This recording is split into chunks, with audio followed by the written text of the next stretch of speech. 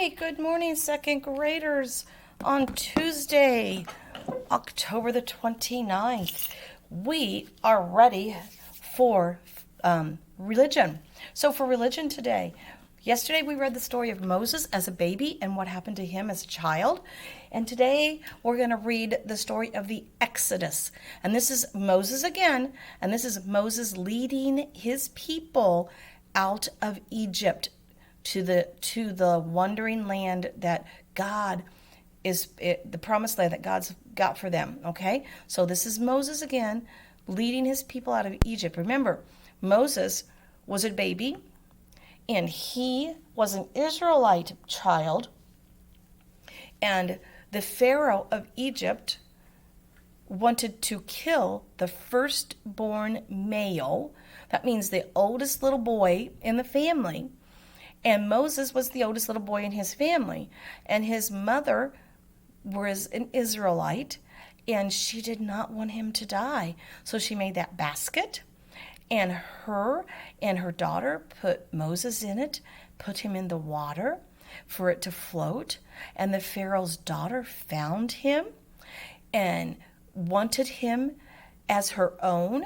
And so his sister went and got his mother to be his nursemaid, to take care of him until he was old enough that the Pharaoh's daughter could then raise. So he survived. He was raised as an Egyptian, even though he was an Israelite, and that was God's will. That's what God wanted.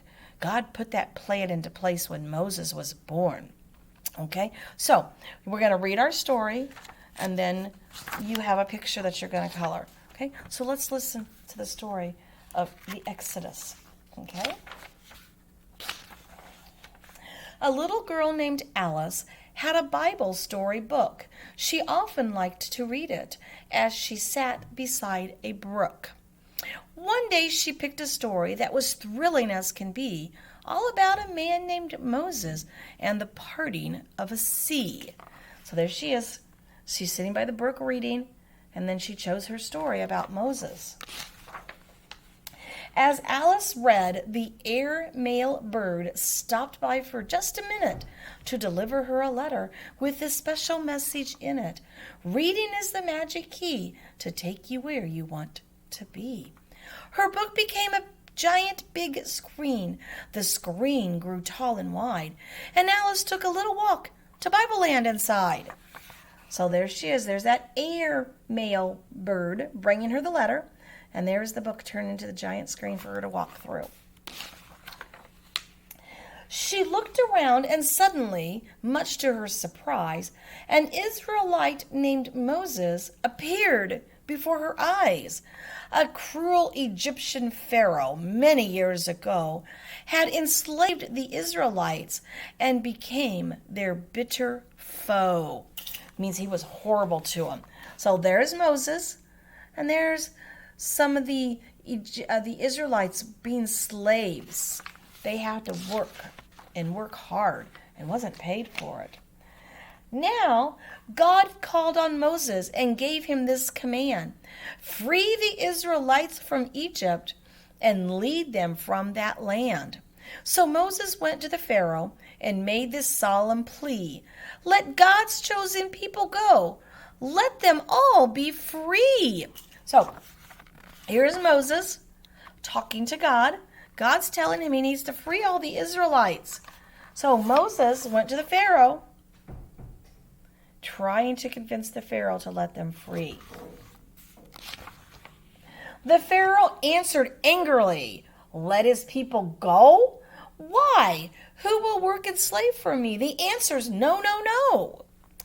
God chose to send a message to show his awesome might. The Nile River flowed with blood right before that very night. So the Pharaoh said absolutely not. And so God decided to play some little tricks on the Pharaoh. And one of the things to try to get him to get the people was he turned the water into blood. But that did not soften the Pharaoh. The Egyptians had no water. They were thirsty as can be, but still the Pharaoh wouldn't let the Israelites go free. And then God sent another plague. A plague is bad things that happens to him. And then God sent another plague to show his mighty hand. Frogs of every shape and size filled the Pharaoh's land. So, look, they had to use that water. Yeah, because they didn't have any other water. And here they are with the frogs. So God sent down those frogs again to try to convince the Pharaoh to let the people go. Great big frogs were on his throne, his table, and his bed. They jumped and croaked and hopped until the Pharaoh finally said, "Tell God to take away his frogs, and I'll set his people free." But Pharaoh didn't keep his word and acted wickedly. So there's all the frogs on the Pharaoh's stuff.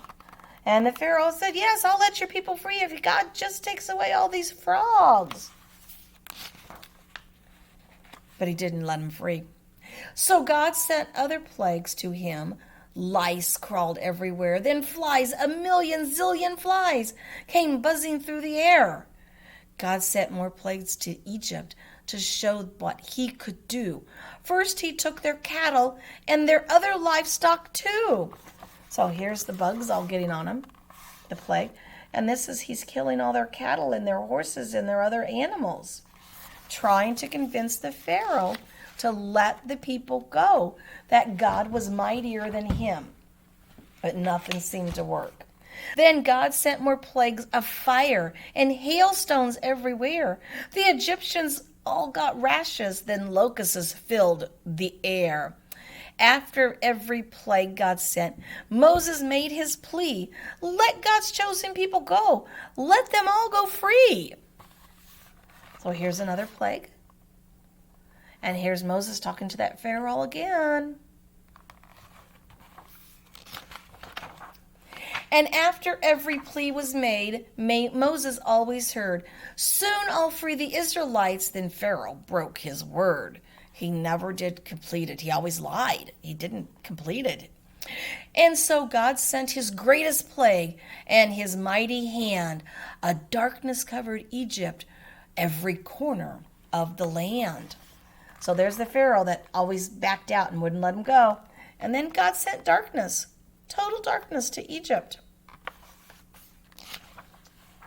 The Israelites all marked their homes as they were told to do, so they would be passed over as an awful plague came through. So this is where we get Passover from. The Israelites were told to put a little piece of blood on their door frames. And then when the plague came through, God knew not to bother those houses. God knew not to bother the people that had the blood on their door frames. The angel death swept through the land, and when the plague was done, Egyptian families everywhere all mourned their firstborn sons.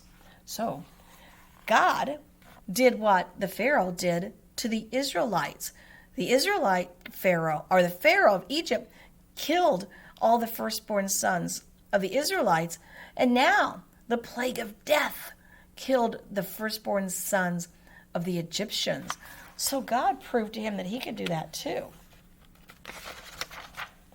The angel death took Pharaoh's son, and when Moses made his plea, Pharaoh freed the Israelites. At last, they would be free. So he finally agreed, because his little baby boy was killed, to finally let them free. Well, let's see how it goes. Moses led the Israelites. The Red Sea lay ahead, and when they came upon its shore, their hearts filled with dread. So here they are, they're trying to leave, and here's the big Red Sea. And they can't get across it.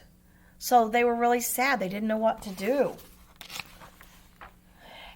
For after Pharaoh let them go, he changed his mind, and then he sent his army after them to make them slaves again. So the Pharaoh told the army to go back. Go get him. Go get him. He's going to make them slaves again. The Israelites looked at the sea. Their hearts were filled with fear. They had no boats to get across, and Pharaoh's men were near. So they were still afraid. How are we going to get across here? How are we going to be saved?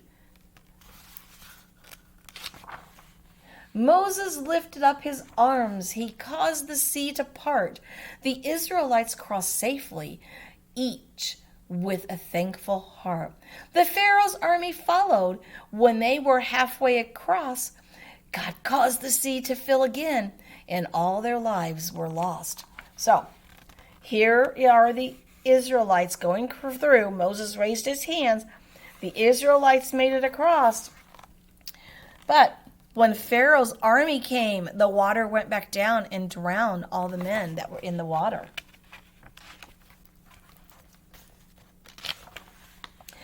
The time had come for Alice to leave this Bible scene. She came back home from Bible Land by walking through her screen. Alice thought, I learned a lot today in Bible Land. There is no power great enough to stop what God has planned. So there's Alice coming back. And then she was thinking about what all she learned about Moses and about God. And those who follow in his way and practice what is right will know they are protected by his holy, awesome might. And there's Moses again as they walked under that Red Sea as it opened up for the Israelites to become free. Okay, so that is the story of the Exodus with Moses, okay?